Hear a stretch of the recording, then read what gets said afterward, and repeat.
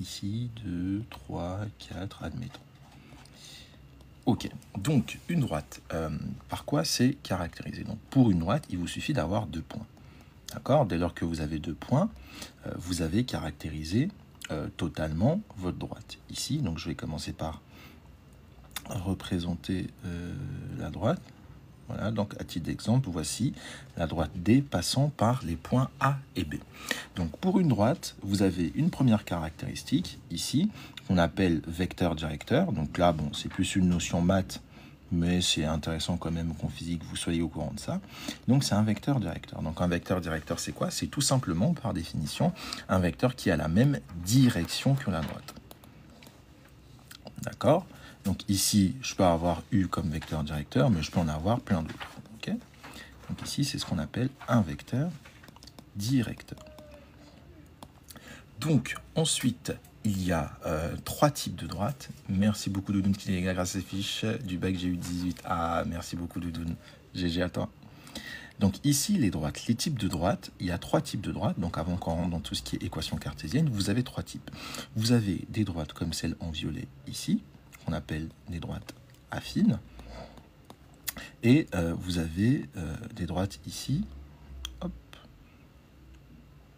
comme celle-ci, voilà, qui vont passer par l'origine du repère, ici, qu'on va appeler des droites linéaires.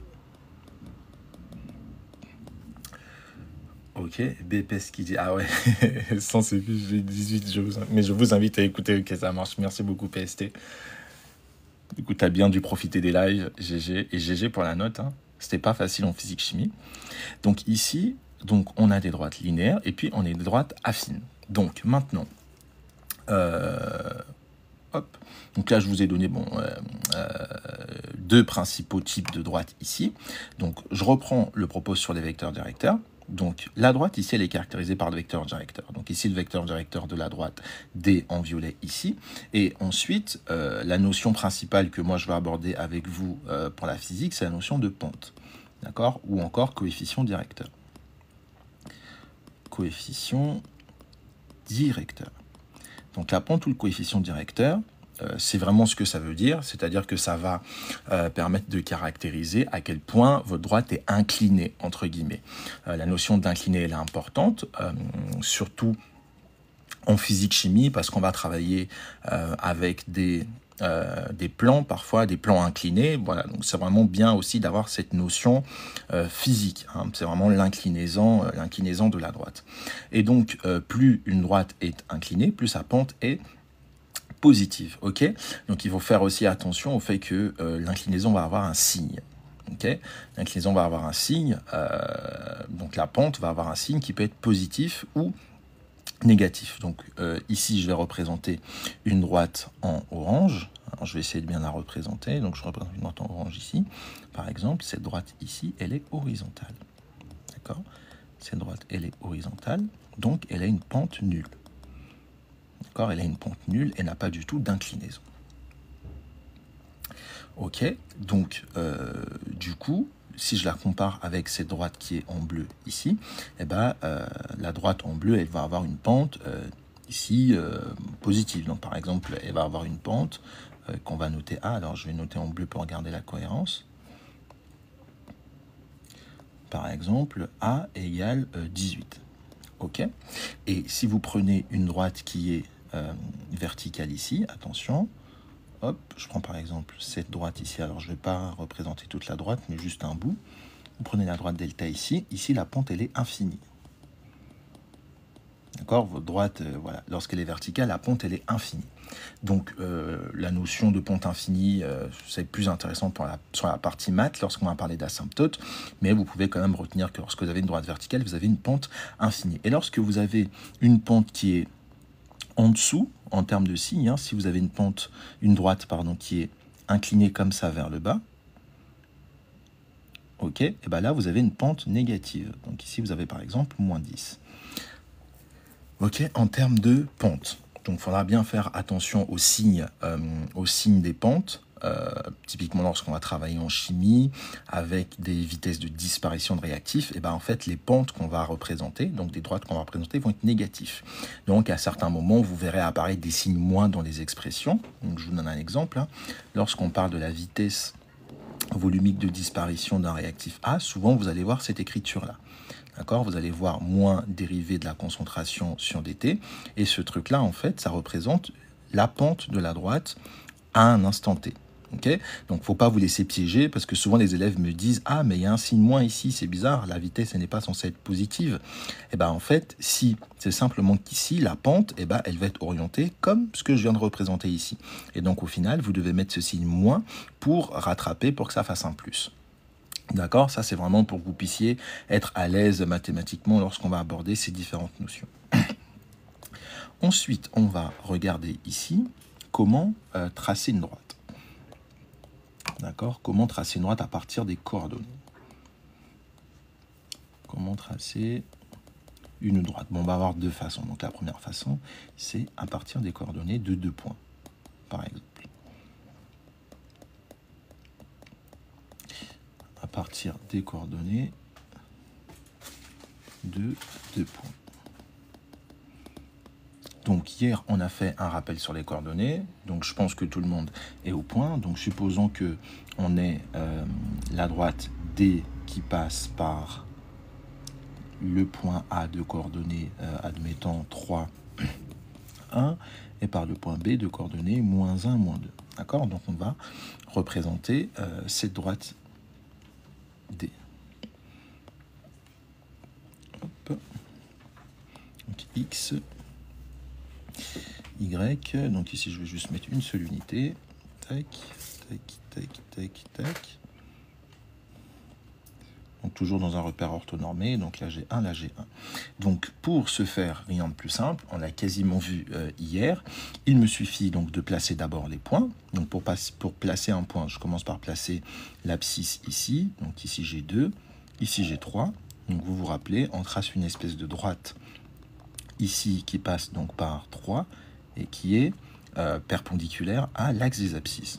Donc ensuite on place y égale 1, on fait la même chose ici. D'accord, donc là, je fais dans les détails vu qu'on vient de reprendre pour perdre personne, mais évidemment, hein, quand vous devenez à l'aise, vous placez votre point A, limite, vous le placez directement les yeux fermés. Donc ici, on a le point A. Et ensuite, pour le point B, donc on va placer d'abord ici l'abscisse, moins 1. Voilà, donc je trace la petite droite ici. Et ensuite, on va aller placer, perdu. Bon, tant pis, je vais compléter à la main. Et ensuite, on va aller placer, du coup, l'ordonnée du point B. Oh mince, je ne peux pas le déplacer. Donc, vous m'excuserez, c'est pas très net. Donc ici, vous avez moins 1, moins 2. Ok, donc là, on a placé moins 1. Maintenant, on va aller placer le moins 2 qui est juste ici. Donc pareil, on trace là, moins 2.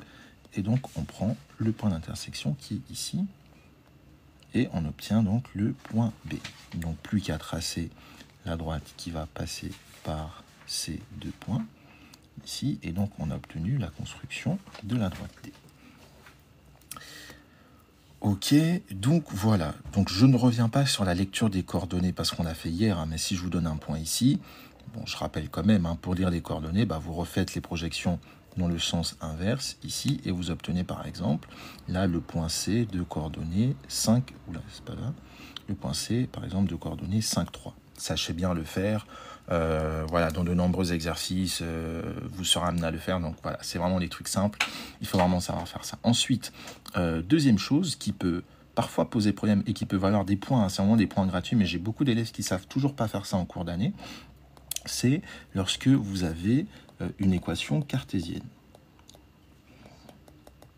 Donc lorsque vous avez ici une équation cartésienne. Donc c'est quoi l'équation cartésienne d'une droite? L'équation cartésienne d'une droite, eh ben, c'est simplement l'équation qui vous donne la relation que doivent vérifier les coordonnées x et y d'un point M pour que ce point M appartienne à la droite. Ok, donc si M de coordonnées x, y appartient à une droite D, alors ces coordonnées, alors c'est coordonnées doivent vérifier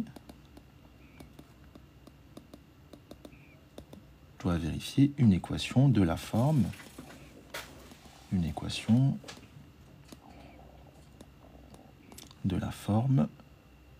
y égale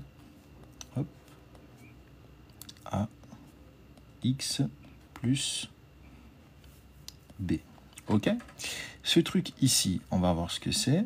Ce truc ici, donc ça, c'est la pente.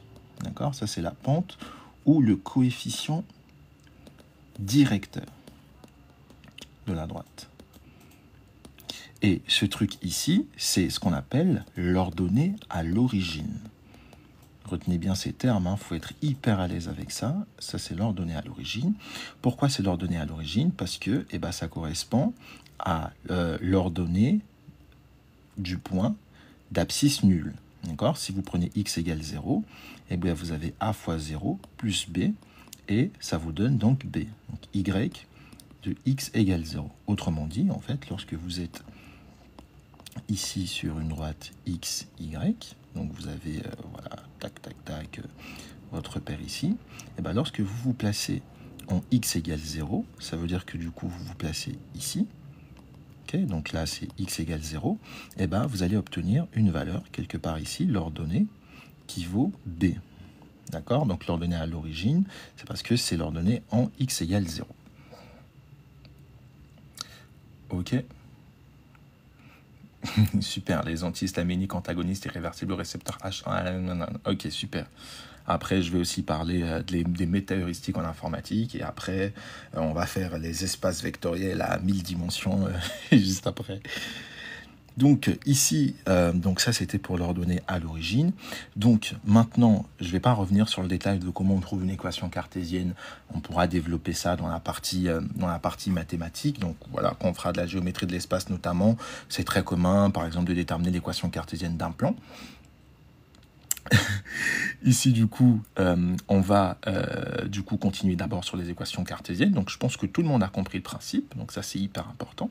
Donc, maintenant, ici, comment utiliser une telle équation? Donc, on a dit que tout point M de coordonnées x, y appartenant à D doit vérifier cette équation cartésienne. Donc, ça veut par exemple dire que si j'ai ici la droite petit d, caractérisée par son équation cartésienne, pour l'instant, les amis, j'ai pas encore de créneau de live. On va essayer. Normalement, je voulais faire des lives tous les jours, mais je vais pas avoir le temps. Voire, je ferai peut-être 2 heures, mais ce sera plutôt les après-midi. Mais voilà, pour l'instant, je vais partir sur 1 jour sur 2, mais je vous dirai. D'accord, ce sera plutôt 1 jour sur 2, les après-midi, quoi. Donc là, par exemple, le prochain live, ce sera lundi, 14h. Ok, donc là, si je prends la droite D, qui est caractérisée par l'équation cartésienne x, y égale 3x moins 4, on me pose une question, on me dit, tiens, on a le point A de coordonnées 0, moins 4. Et on me dit, est-ce que ce point appartient à la droite D? Donc ici, quelle est ma mission? Lorsqu'on me demande si le point appartient à la droite D, je vais appliquer la définition de l'appartenance à la droite. Donc ici, je sais que A appartient à la droite petit d. Je vais mieux écrire. A appartient à la droite petit d si C, donc les coordonnées de A, vérifient l'équation cartésienne. Si ces coordonnées vérifient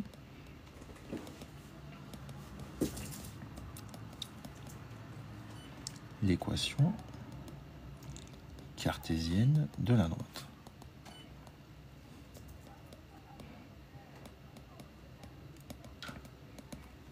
Autrement dit, YA, ici, donc je remplace. D'accord? Je vous rappelle que l'équation cartésienne, c'est pour un point générique de coordonnées x, y. Et si j'applique au point A, j'ai donc YA égale 3XA moins 4. Ok, donc ça veut dire que je dois avoir une telle équation qui est vérifiée. Et donc, nous, ce qu'on va faire en particulier, c'est qu'on va ici calculer le terme de droite. D'accord? Donc, on va calculer 3, pardon, hop, je ne suis pas sorti. Donc, 3XA moins 4. Donc ici, or 3xa moins 4, bah, ça correspond à 3. xa, c'est 0. Maintenant, tout le monde sait lire l'abscisse. Donc 3 fois 0, moins 4. Donc 3 fois 0, 0. 0 moins 4, moins 4. Et est-ce que ça, c'est égal à ya? Yes, donc bingo. Donc ça, c'est égal à ya. Donc on est OK. En conclusion, hein, donc en conclusion, A appartient, je vais abréger, hein, A appartient bien à la droite D. Donc voilà comment vérifier qu'un point appartient à une droite. Donc ici, je vais faire une petite interlude, une petite pause, vu qu'on est en physique. Attention. Donc ici, la variable c'est x, mais la variable ça peut être n'importe quoi. La variable est x, mais bon, au-delà de n'importe quoi, généralement c'est le temps en physique, mais généralement c'est le temps t en physique. C'est le temps t en physique. Donc à partir de maintenant, vu qu'on est là en physique-chimie, eh ben, je vais commencer à prendre que des équations cartésiennes avec le temps pour vous habituer. Parce que surtout dès le premier cours là en mécanique, eh ben, vous allez commencer à avoir que des accélérations qui dépendent du temps, des vitesses qui dépendent du temps, des positions qui dépendent du temps. Donc c'est bien si vous pouvez déjà vous habituer. Donc ici, micro-pause pour faire un exercice. Donc l'exercice, il va être très simple. Donc je vais vous donner une liste d'équations cartésiennes, de variables t, et je vais vous demander d'expliciter pour chacune de ces équations. Salut Amine. Pour chacune de ces équations, vous devrez expliciter la pente, l'ordonnée à l'origine et un point appartenant à cette droite. Donc on est parti. Donc pour le petit 1, on a ici, donc la variable, c'est toujours t. Bon, la grandeur, je vais l'appeler y, hein, comme ça, on n'a pas de...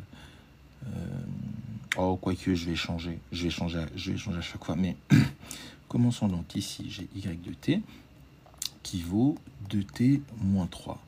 Donc la consigne, hein, c'est pente, ordonnée à l'origine, plus un point de la droite. Donc ici, on est sur la droite petit d. Ensuite, je prends z de t égale moins 3, moins 4t. Là, c'est la droite z'. Ensuite, j'ai h de t égale moins 0,5t plus 2. Là, c'est la droite d seconde. Donc ensuite, ici, je vais prendre y... pourquoi j'ai changé, y moins 4t plus 2 égale 0. Donc ça, c'est la droite delta. Donc je rappelle, t est la variable. T est la variable. Et ensuite, je prends un dernier exemple où c'est 4t moins 1 tiers. Et ça, c'est égal à h de t ici. Les fiches Shine, c'est sur le lien en bio. Tu cliques sur le lien en bio, ça va te ramener directement sur le site. Donc tu pourras prendre tes fiches de maths, de physique, chimie, ce que tu veux. Et ensuite, tu vas recevoir tes accès par mail à l'intégralité des packs que tu auras commandés. Ok guys, donc mini exo, on est parti. Allez, donc je vous laisse 5 minutes. Donc vous avez grosso modo 1 minute par... c'est beaucoup 1 minute, hein. Donc il faut me donner la pente. Bon bref, hein, vous notez la pente de votre côté, ou vous pouvez écrire dans le chat, vous marquez le numéro, vous mettez la pente, l'ordonnée à l'origine et un point. N'hésitez pas à poser vos questions dans le chat.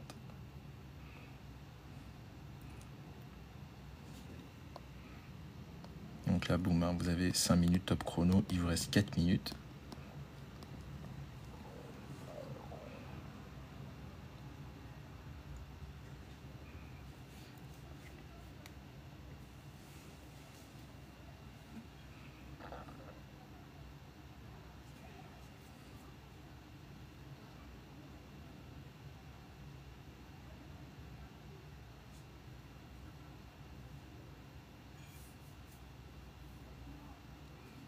N'hésitez pas, si vous avez des questions, s'il y en a qui galèrent, pensez à liker, pensez à partager le live aussi. Surtout pour ceux qui ont fini, hein. Dès que vous avez fini, vous pouvez prendre une petite pause pour liker et partager le live, ça fait toujours plaisir.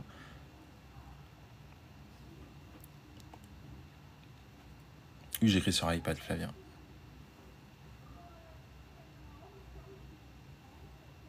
Et le temps, il passe lentement, là. 1 minute, c'est long. Hein. Ok. Il reste 3 minutes.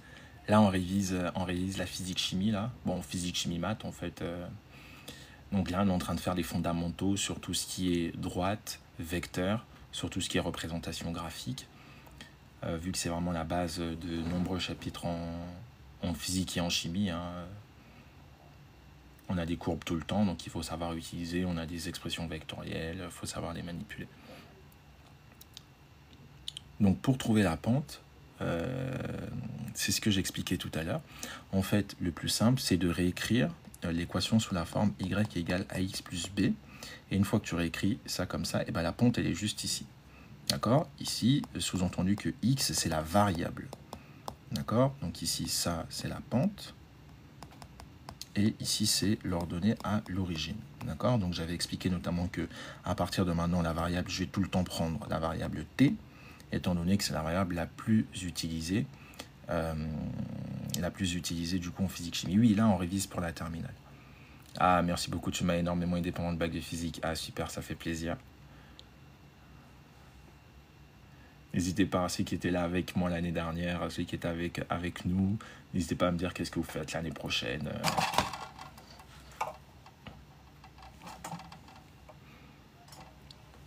Et je disais hier aussi qu'on ferait des petites révisions pour ceux qui vont rentrer en sup. Donc n'hésitez pas à vous manifester, soyez chaud. Ah, Anna qui dit je vais faire pas ça, GG. C'est quand ta pré-rentrée, Anna? Il y en a, leur pré-rentrée, c'est bientôt, là. J'ai une élève, sa pré-rentrée, c'est le 16. C'est chaud.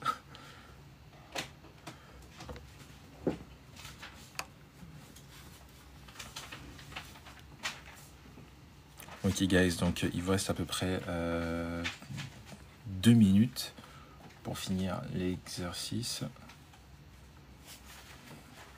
C'est ça, il faut trouver la pente, l'ordonnée à l'origine, et puis expliciter un point de la droite. Ah, ok, pré-rentrée le 19, le 30 août, et la rentrée, c'est le 23 septembre. Ah, nice. Et vous faites... et c'est quoi, vous avez t'as un programme pour la pré-rentrée, genre?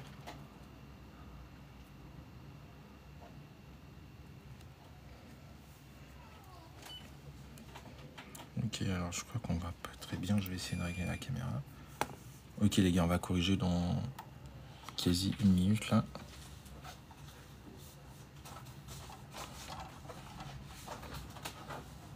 Ah, ils ont rien mis encore, ok.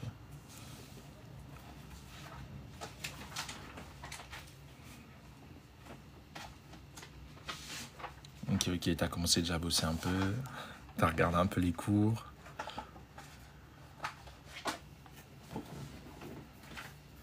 Il y a de la biochimie, biophysique, physique, ouais. Je regarde un peu votre programme en biophysique, physique, biochimie, chimie. J'aime bien, vous avez beaucoup d'acides aminés, etc. C'est joli, c'est sympa. Big up à la chimie orga. Ok les gars, donc on va corriger rapidement ici.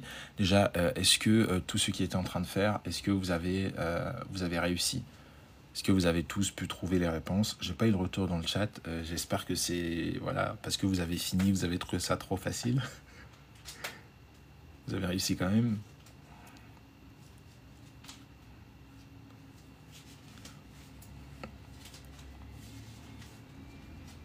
Et bien sûr, si vous avez du mal, vous pouvez toujours m'écrire. Hein. Vous m'écrivez, vous me faites un message sur TikTok, ou vous me faites un mail. Et oui, ça va, j'y arrive, ok. Ok, ça marche, très bien. Il n'y a pas de souci. Hein. Donc on est parti pour corriger. Pensez à liker, à partager, hein, les amis. Donc ici, on est parti, on corrige rapidement et ensuite on va parler un petit peu on va voir comment représenter maintenant la courbe à partir de l'équation cartésienne. Et ensuite, on verra quel est le lien. Bon, on va parler un petit peu de dérivée ensuite, d'accord? Dérivée, pente, à quoi correspond la dérivée d'une courbe, parce que voilà, c'est un point qui revient très très souvent.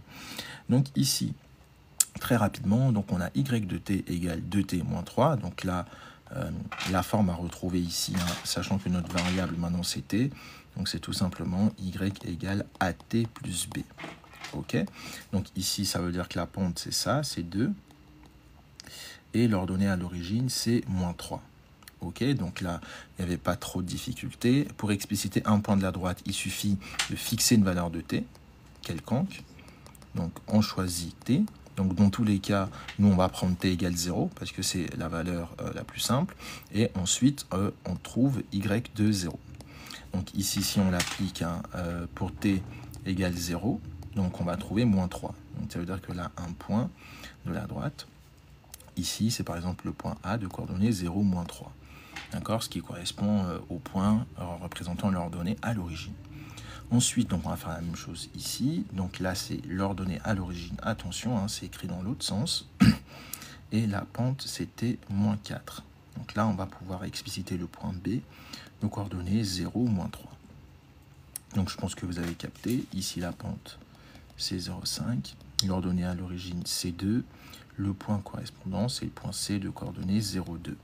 Et donc ici, il faut juste réécrire un petit peu. Y égale à 4t moins 2. La pente vaut donc 4 et l'ordonnée à l'origine vaut moins 2. Et donc ici, on peut expliciter le point D de coordonnées 0, moins 2. Et donc ici, c'était déjà bien écrit, hein, parce que ça correspond à H égale 4t moins 1 tiers. Donc la pente, c'est 4.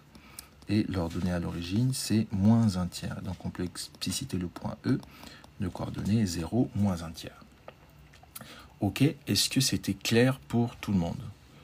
Ça, il faut savoir faire ça rapidement. Donc là, vraiment, c'est vraiment des introductions, c'est des petits points parfois qui ne sont pas évidents, donc je les redonne parce que voilà, il y a certains élèves qui peuvent avoir oublié. Donc vraiment, n'hésitez pas à poser vos questions. Ok, parfait, très clair, parfait. Donc du coup, on va passer rapidement à la suite. Donc maintenant, comment représenter une droite à partir de l'équation cartésienne? Donc là, imaginons représentation en partant de l'équation cartésienne. Donc représentation en partant de l'équation cartésienne.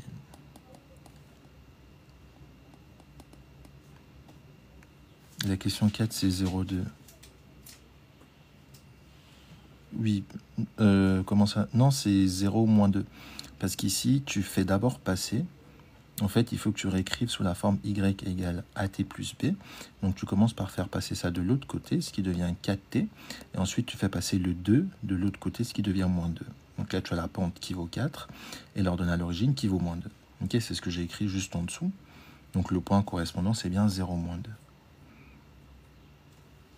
Coucou Cindy, là, on est en train de faire des révisions préliminaires de physique-chimie.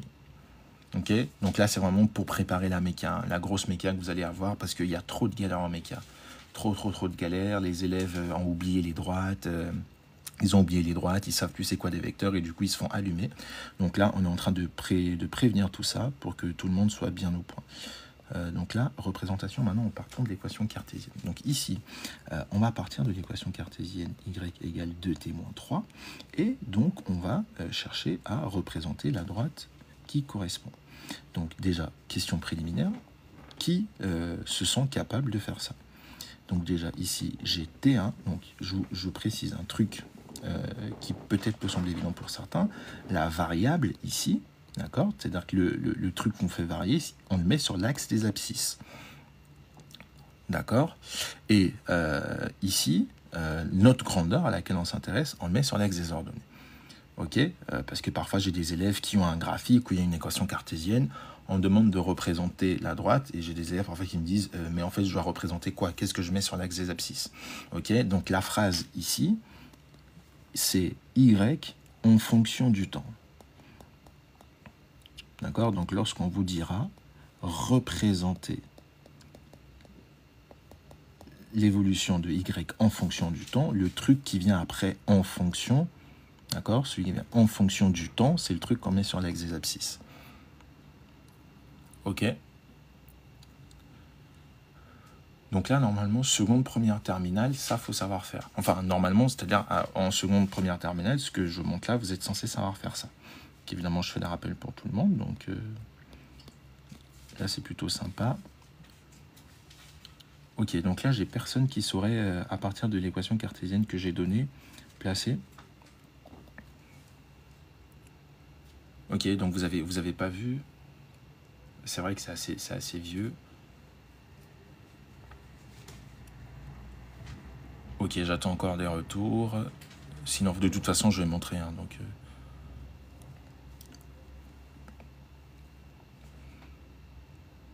ok, il faut placer -3. Ok. Oui, d'ailleurs, l'ordonnée à l'origine, c'est -3. J'aurais mieux fait de prolonger ici directement. Ok, bon. Donc, on va regarder. Bon, d'ailleurs, en fait, -3 ou pas -3, je vais vous donner une méthode hyper simple. C'est vrai que de mémoire, tous les élèves que j'ai eu en terminale, même ceux qui étaient très bons, c'est vrai que quand je donne l'équation cartésienne, je dis tracer, les élèves me disent « Hein, c'est quoi ça? Il faut faire quoi ?» Donc, c'est... ok, donc je vois que vous avez des méthodes un peu compliquées. Effectivement, c'est ce que me disent les élèves. Oui, on place d'abord le point et puis on se dépasse avec la pente. Moi, j'ai une méthode éclair qui est vraiment très basique. Ma méthode, c'est quoi? Vous tracez un tableau comme ça. Ici, vous mettez l'abscisse. Ici, vous mettez l'ordonnée. Okay. Pour tracer une droite, vous avez besoin de 2 points, tout simplement. Donc, ce que vous allez faire, c'est que vous allez prendre des valeurs de t. Donc, par exemple, t égale 0. Si je prends t égale 0, eh ben, j'obtiens ici y égale -3. Et vous allez prendre une autre valeur de t. Vous prenez des petites valeurs. D'accord? Prenez 0, 1, -1. Ensuite, je remplace t égale 1. Si je remplace t égale 1, donc ça me fait y de 1 qui vaut 2 fois 1 moins 3. Donc je tombe sur -1. Donc terminé, j'obtiens le point A de coordonnées 0, -3 et le point B de coordonnées 1, -1. C'est pas plus compliqué que ça. Donc je place le point A, je place le point B, je trace la droite, c'est fini. Ok, il faut vraiment être rapide. Là, la droite, c'est fini. Ok, moi c'est comme ça que j'ai toujours fait. Je fais toujours comme ça. Je trouve que c'est hyper pratique, c'est hyper rapide.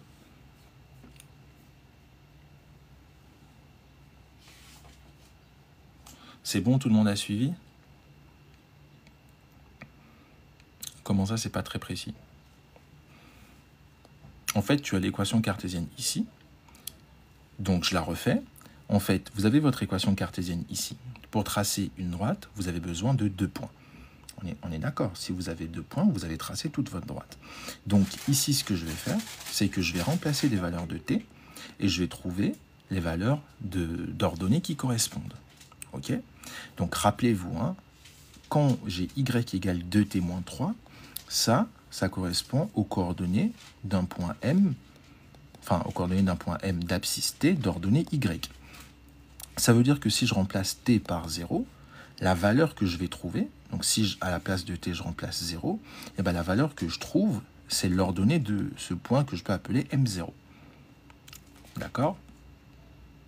Non, H, ça n'a rien à voir. Tu parles sûrement d'autre chose. Hein. Là, tu es en train de parler de la détermination de la pente. Lorsque tu veux déterminer la pente dans un tracé où tu as eu plusieurs points, tu as fait par exemple un étalonnage, là, pour déterminer la pente, tu dois prendre un point au début et puis le point le plus éloigné possible pour avoir la meilleure pente possible. Mais quand tu veux tracer une droite à partir d'une équation cartésienne, ça n'a rien à voir. C'est-à-dire que là, tu prends les points que tu veux, d'accord? Tu prends les points que tu veux. Oh, Gigi, honnêtement, enfin, tu as un repère, tu places 1, -1, enfin, incertitude de tracé, enfin, tu n'as quasiment rien, quoi. Enfin, là, vraiment, pour représenter une droite de ce type-là, voilà, quand tu fais un étalonnage, déjà, tu as plusieurs points, donc à ce moment-là, tu peux te poser des questions.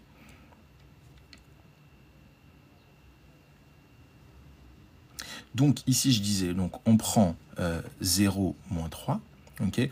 Oui, vraiment, voilà, sauf si, quand vous êtes vraiment en physique et que vous commencez à avoir des tableaux de valeurs, etc., un peu poser des questions d'incertitude, là, vous avez une droite comme ça, en plus, la droite, on vous donne l'équation cartésienne précise, bon, voilà, vous avez à placer 1, 1, En plus, si vous avez enfin une feuille à carreaux, et puis c'est rare qu'on vous demande de faire ça.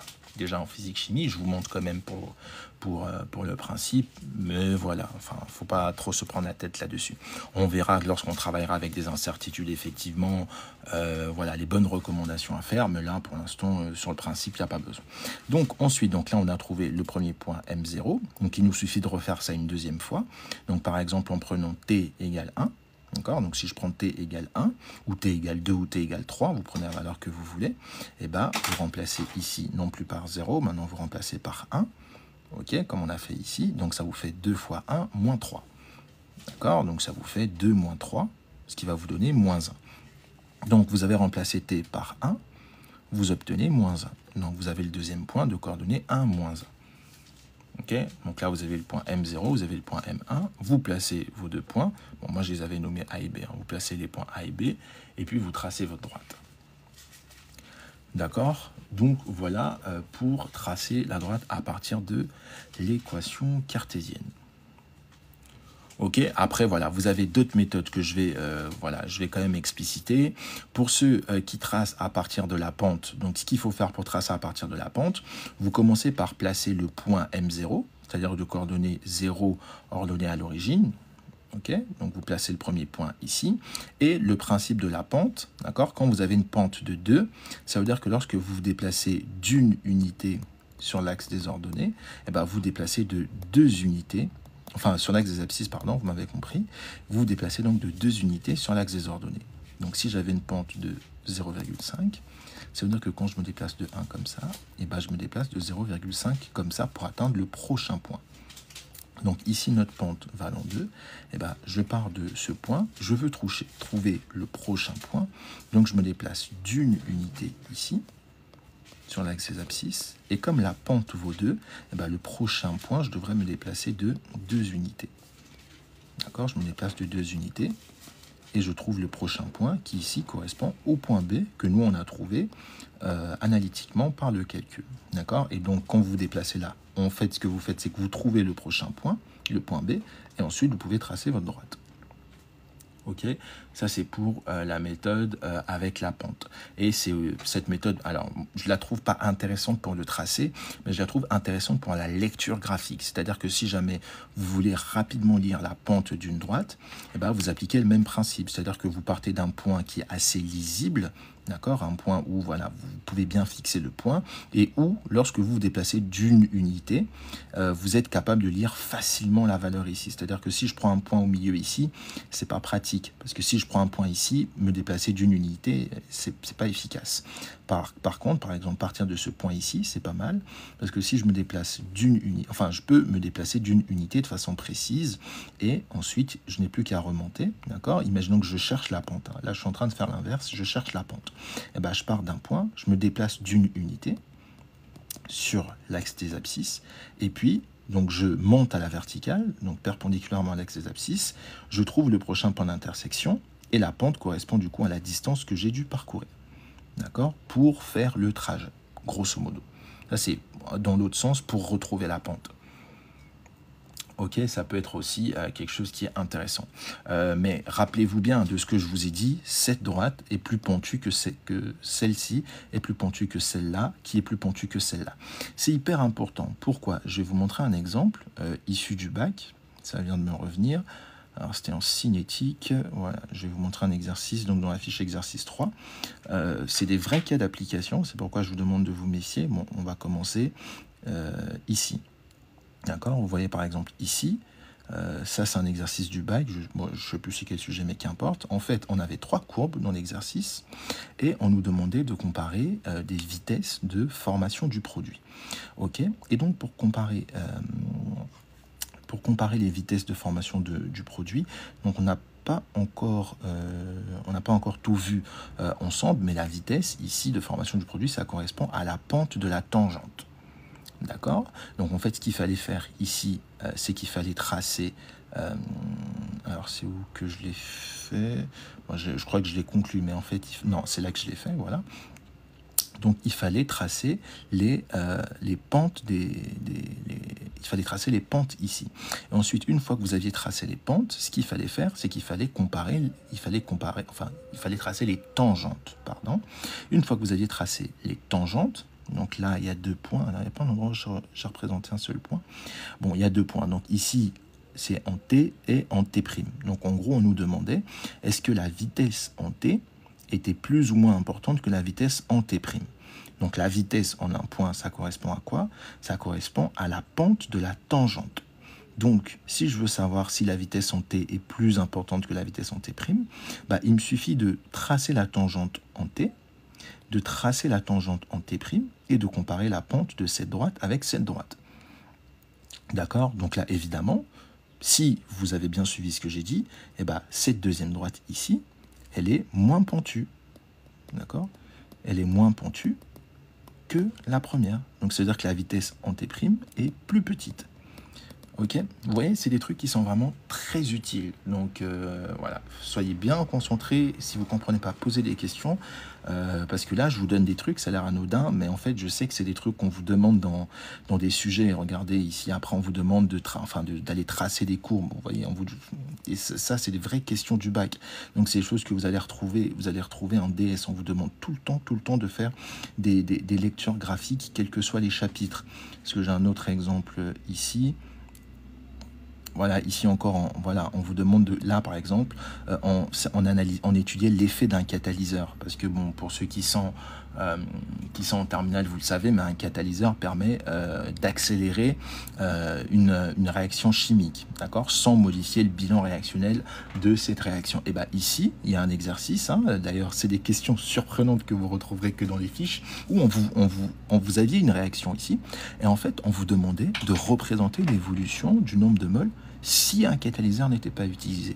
Donc ça, c'était une question quand même compliquée, parce qu'en fait, il fallait d'abord définir le catalyseur, se dire, ah tiens, le catalyseur permet d'accélérer la réaction. Donc ça veut dire que sur la courbe ici de formation du produit, eh ben, la vitesse de réaction doit être plus importante. Donc si je dois représenter la même courbe, évidemment, hein, qui n'est pas à l'échelle, mais sans que le catalyseur soit utilisé, eh ben, ça veut dire qu'il faut que la pente soit moins importante. D'accord? Du moins, au début, il faut clairement que la vitesse soit moins importante. Et comme la vitesse est la pente de la tangente, eh ben, il faut que je représente plutôt quelque chose comme ça pour que ce soit moins pentu. D'accord? Là, vous voyez clairement ici, c'est moins pentu qu'ici. Donc, ça veut dire que la vitesse ici, eh ben, sans le catalyseur, est moins importante, ce qu'on cherche à faire. Ok? Donc ici, voilà. Donc, il ne fallait pas représenter comme ça. Il fallait plutôt représenter comme ça. Ok, donc ça, c'est vraiment des connaissances géométriques qui vont vous permettre de vous en sortir dans ce genre de cas. Donc là, vous voyez, pourtant, on est en chimie, hein, on n'est pas en mécanique, mais vous avez plein de questions comme ça, et surtout dès lors que vous commencez à faire pas mal d'étalonnage là, d'accord, vous avez des courbes, des tracés, des analyses à faire. Donc ici par exemple dans cet exercice, il fallait aller trouver la pente. Donc c'est des trucs vraiment, soyez au point, soyez vraiment au point là-dessus. En chimie, voilà, ça tombe quelquefois. Bon, ici encore on a des exemples, mais surtout quand vous allez commencer à faire, en mécanique, là, tout ce que je vous montre, hein, pour que vous puissiez bien vous rendre compte, pardon. Là, si on prend des exemples de mécanique, bon, déjà, vous avez des courbes partout, ça, je vous ai montré ça, mais tout ce qui est équation, là, donc on va y aller. Tac, tac, tac, je vais bien vous montrer ça comme ça, vous savez à quoi ça sert, et puis comme ça, je suis sûr que tout le monde prend la mesure.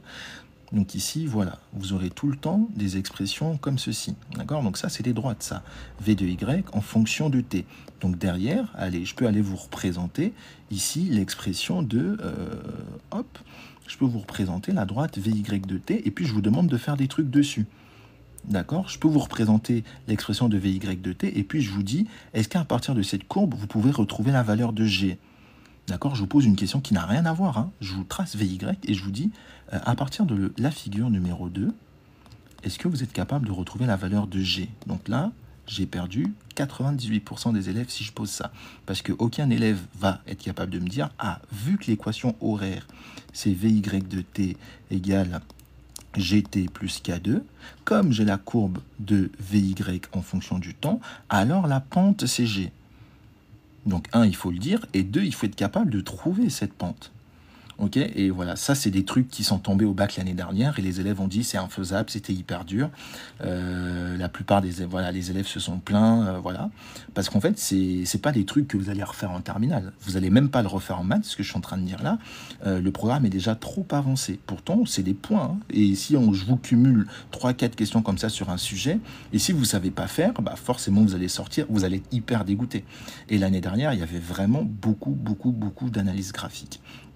Ok, donc là, bon, nous on avance plutôt bien, voilà, donc c'est des petits exemples hein, pour que vous puissiez voilà, voir un peu les cas d'application, c'est toujours bien.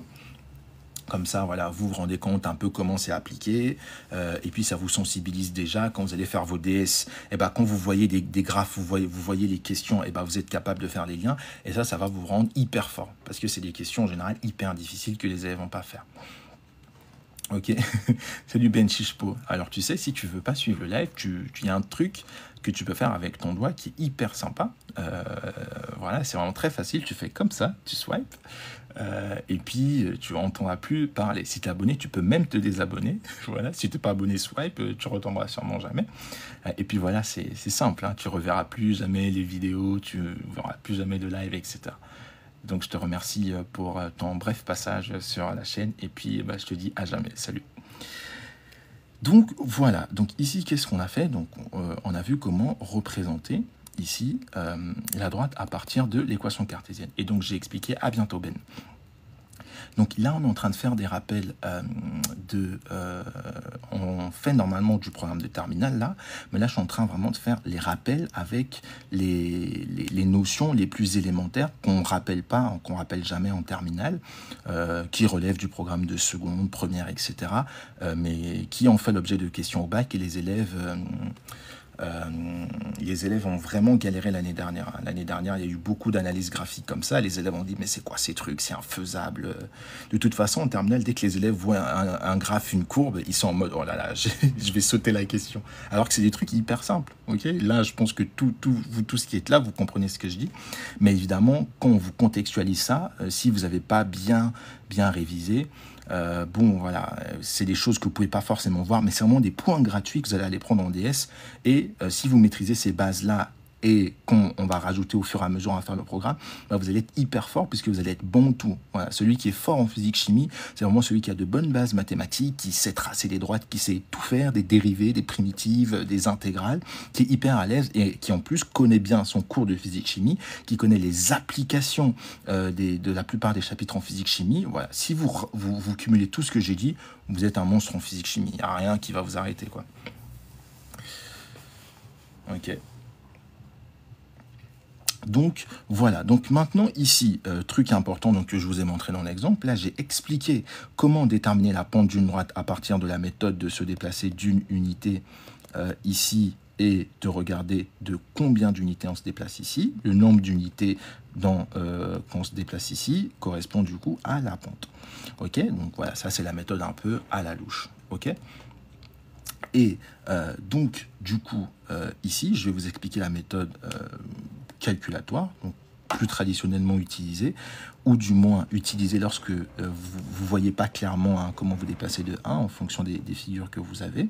Donc, une méthode qui va toujours fonctionner, ça va être donc de calculer le coefficient directeur en prenant 2 points. D'accord? Donc vous êtes ici, vous cherchez le coefficient directeur. Donc ce que vous allez faire, c'est que vous allez prendre 2 points de la droite. Okay, vous prenez par exemple, vous essayez de prendre les meilleurs points possibles. Vous prenez par exemple un point ici. Donc là, c'est facile, hein, mais il faut prendre les points les plus évidents. Donc là, par exemple, j'aurais pris celui-ci aussi. D'accord? J'aurais pris celui-ci parce que c'est facile d'en lire les coordonnées. Donc par exemple, j'aurais pris celui-ci. Donc là, je prends le point A, puisque je peux en lire les coordonnées facilement, et je prends le point B, puisque je peux en lire les coordonnées facilement. Et à partir des coordonnées de ces 2 points, la pente se calcule de la manière suivante. Vous faites la différence des ordonnées sur la différence des abscisses dans le même ordre. D'accord? Donc YB moins YA divisé par XB moins XA. Ok? Donc ici, ça nous donnerait YB, c'est 1, moins, c'est moins 1, pardon, moins 1, attention, YA, c'est moins 3, donc ça fait moins 1, moins 3, sur XB, c'est 1, moins XA, c'est 0. Donc ici, vous obtenez moins 1 plus 3 sur 1, ce qui vous donne 2 sur 1, ce qui vous donne 2. D'accord? Donc ça, c'est les deux méthodes, ok? Faut vraiment savoir faire ça, ok? C'est bon, est-ce que tout le monde a suivi les deux méthodes?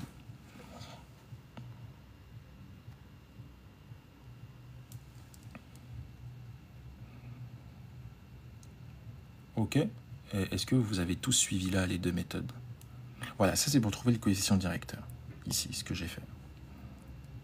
D'accord? Donc je vais montrer la méthode où vous faites plus 1 ici, et puis vous regardez plus combien, vous faites ici, ou vous prenez 2 points, d'accord? 2 points dont vous pouvez lire facilement, voir exactement de préférence les coordonnées, et vous faites la différence des ordonnées sur la différence des abscisses.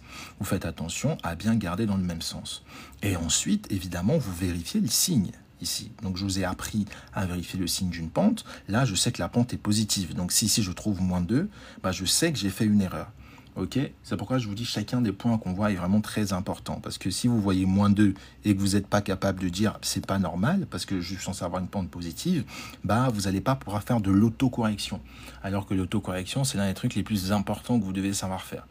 Ok, on en reparlera un petit peu plus tard, notamment lorsque on abordera les notions d'homogénéité des expressions, des relations mathématiques que vous allez obtenir. Mais voilà, vraiment, ça c'était l'un des points les plus importants. On est ok là? C'est bon pour tout le monde?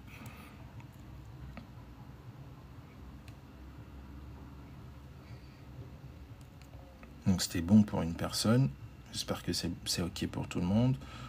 Ok, parfait. Donc là, les amis, en termes de droite, vecteur, on est plutôt pas mal. Donc maintenant, on va juste faire un dernier truc là-dessus. Voilà, ça c'est vraiment pour tout ce qui est rappel sur la partie maths. Donc ici, maintenant, on va voir les notions de tangente. On va voir d'un point de vue physique, donc je ne vais pas trop m'attarder sur les définitions mathématiques. Lorsqu'on on commencera les révisions maths, là on ira vraiment sur la partie mathématique. Pas de souci, avec plaisir. Donc ici, maintenant, au niveau des tangentes, donc supposons que vous ayez un graphe de...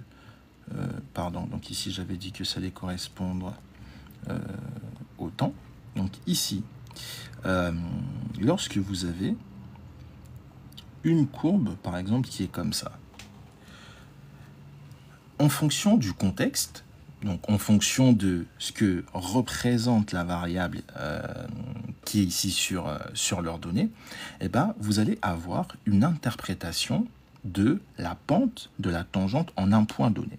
Donc en un point donné, ça veut dire quoi? Ça veut par exemple dire, imaginons que je sois ici à t égale 2. Si le temps est en secondes, je me place à cet instant ici, donc je suis à t égale 2 secondes. Et je cherche à caractériser l'évolution de y à t égale 2 secondes.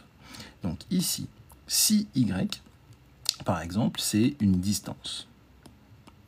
Ok? Et bien, il y a un truc magique qui se passe, donc normalement que vous avez déjà vu, c'est qu'en ce point, si je trace la tangente c'est quoi? Et ben, c'est la droite qui au voisinage de t égale 2 à un seul point d'intersection. D'accord? Donc pour la tracer, en général, c'est un truc qui est comme ça. Voilà, vous tracez vraiment, comme on dit, vous tracez un truc le plus tangent possible. D'accord? Donc il faut vraiment qu'il y ait à peu près un seul point d'intersection ici. Vous vous efforcez de faire ça bien au maximum. Donc cette tangente, je vais par exemple la nommer T. Et la propriété principale que je vais avoir ici, c'est que si je regarde la pente de cette tangente, parce que cette tangente, eh ben, c'est une droite, d'accord? Si c'est une droite, eh ben, ça veut dire qu'elle a une équation cartésienne de la forme y égale at plus b, étant donné que c'est une droite. Donc, ça veut notamment dire qu'elle a une pente ici. Donc ici, elle a, hop, une pente.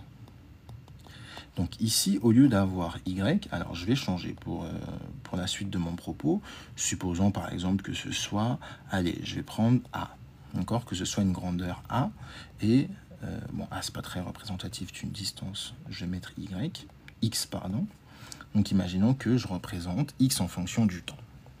Ok, donc je me place au niveau du point t égale 2 secondes, ici, et je m'intéresse à la tangente à t égale 2 secondes. Donc cette tangente est une droite, qui a donc une équation cartésienne de cette forme, où A représente la pente.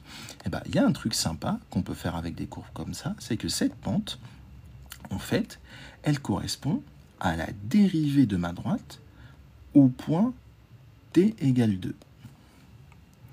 Donc ça, c'est un truc qui est hyper sympa que vous devez savoir. C'est que la pente de la tangente en un point correspond à la dérivée de la fonction que j'ai tracée en ce point. Donc, exemple, si j'ai x de t qui vaut... bon, là, ça ne va pas être vrai ce que je vais dire parce que ça n'aura jamais cette tête-là. Mais imaginons par hasard que x de t vaille ce truc-là.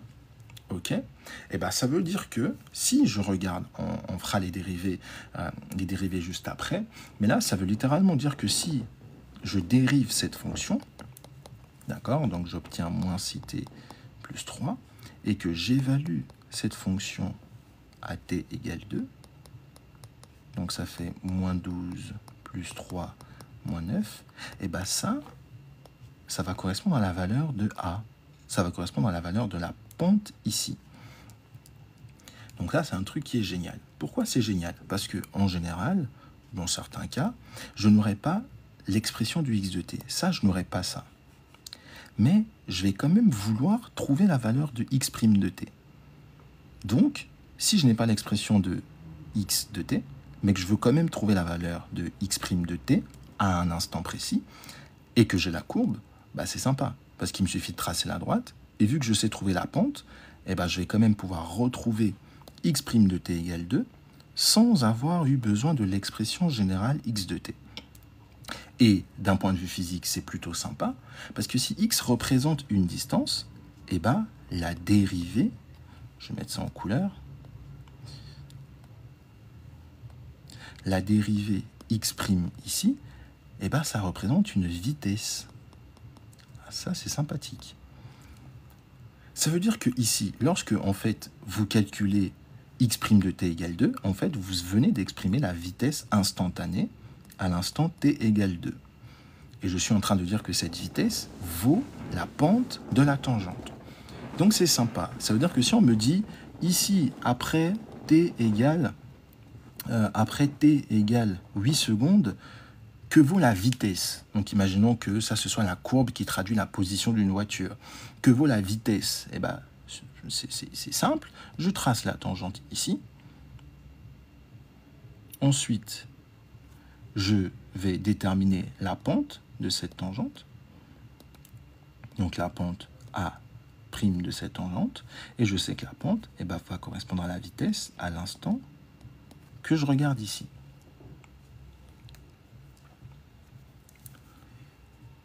Ok. Ok, te revoilà. Du coup, tu as suivi ce que j'ai dit sur la vitesse.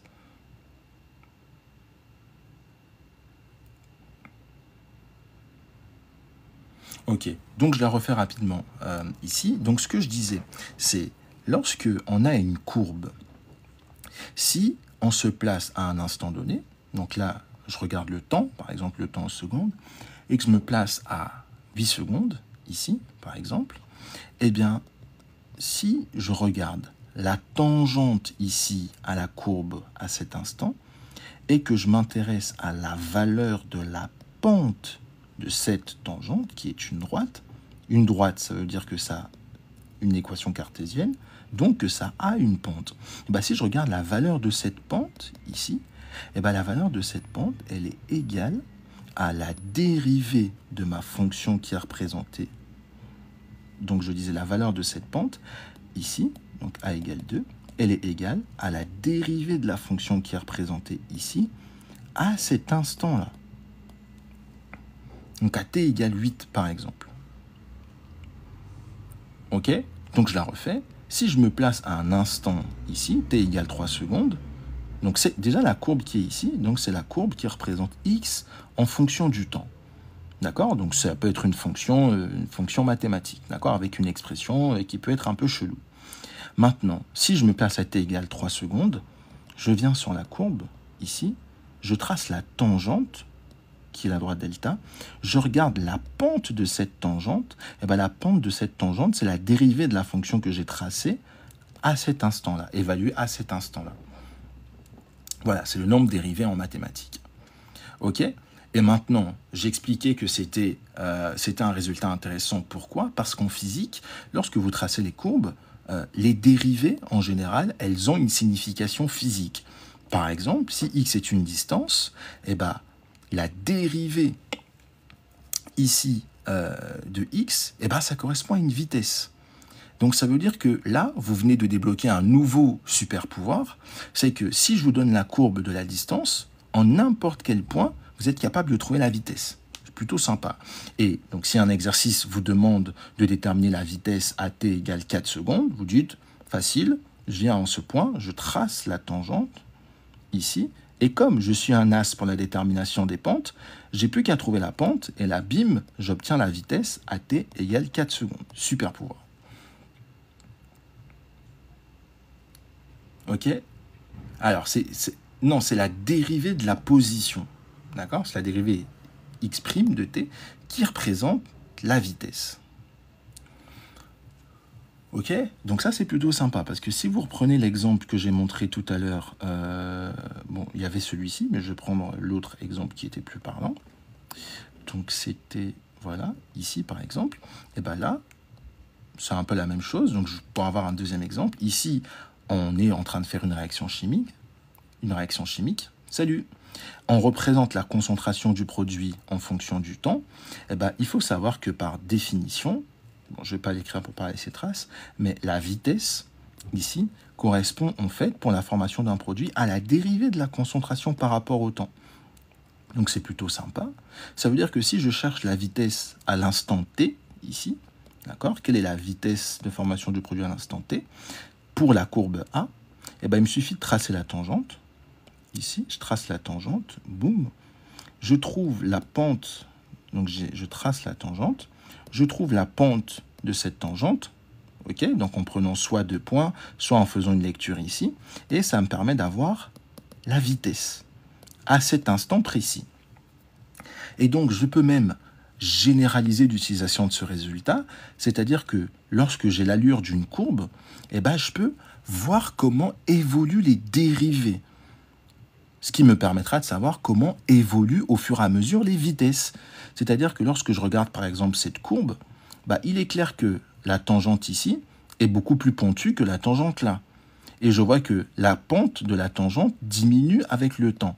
Comme je sais que la pente de la tangente c'est la dérivée et que ma dérivée c'est la vitesse, ça veut littéralement dire que la vitesse de la réaction est en train de diminuer au cours du temps. Et ça, c'est une conclusion qui est géniale lorsqu'on fait de la cinétique, c'est-à-dire lorsqu'on étudie les vitesses de réaction. Ok? Trouver la pente, c'est comme trouver le coefficient directeur sur le graphique. Oui, c'est exactement la même chose. Pente égale coefficient directeur. Ok? Et donc, ça fait que je peux même comparer les pentes d'une courbe à une autre. Donc, c'est ce que je disais tout à l'heure. Si j'ai la courbe A qui représente par exemple la synthèse dans certaines conditions expérimentales, la courbe B qui représente la synthèse dans d'autres conditions expérimentales, eh ben, je peux savoir entre les deux conditions, est-ce que l'expérience 1 me permet d'avoir une vitesse plus importante que l'expérience 2.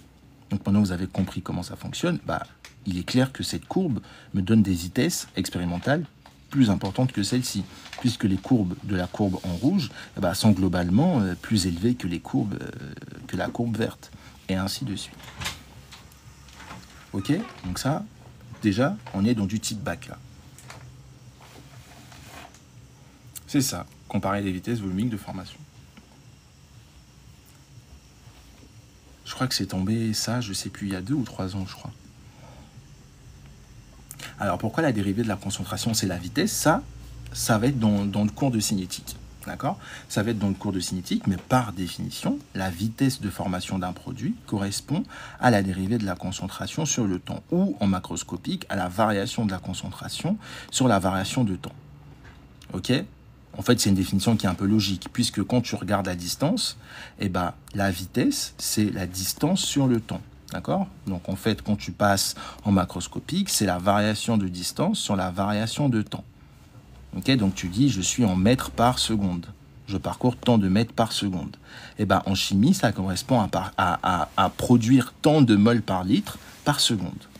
Donc d'où le caractère logique de dire que c'est la variation de la concentration sur la variation du temps, et en infinitésimal de dire que c'est la dérivée de la concentration sur par rapport au temps. Ok? Mais voilà, ça c'est propre au chapitre de cinétique. On n'en est pas encore là, sauf si vous êtes en terminale, évidemment, n'hésitez pas à poser vos questions. Hein. Donc, voilà les amis, pour cette partie-là. Donc, je pense qu'on a fait le tour de ce que je voulais vous montrer là-dessus. Donc, maintenant, prochaine étape que vous devez bien savoir faire, c'est savoir dériver, et même pour que vous soyez vraiment bon en mécanique et que vous puissiez vous assurer de taper un méga 18 sur 20 au prochain DS, apprenez même à faire des intégrations simples. Apprenez ce que c'est que la dérivation, apprenez ce que c'est que l'intégration. Donc ça, c'est quelque chose qu'on fera demain. D'accord? On fera ça demain. On fera, alors non, pas demain, lundi. Je sais pas, demain, je suis pas sûr d'être connecté. Vous en pensez quoi? Demain, ou là, normalement, prochain live, c'était lundi. Mais peut-être que demain après, mon vrai, demain vers 16h, est-ce que demain vers 16h, ça vous irait? Ou est-ce que vous préférez lundi? Pour qu'on puisse faire la suite, ok. Ok, il y en a d'autres, vous êtes chaud.